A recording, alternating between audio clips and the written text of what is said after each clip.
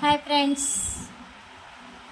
ఈరోజు సండే స్పెషల్గా మేమైతే చూసారు కదా స్వీట్స్ అండి, నేతి సున్నుండల్ని ప్రిపేర్ చేసుకున్నామండి.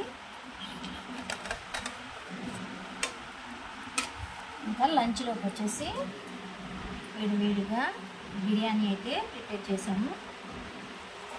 చికెన్ అండి, చూసారు కదా ఎంతో టేస్టీగా ఇంకా స్పైసీగా చికెన్ అయితే రెడీ చేసేసుకున్నాం ఫ్రెండ్స్. ఇంకా మ్యాంగో, ఇంకా గడ్డ పెరుగు.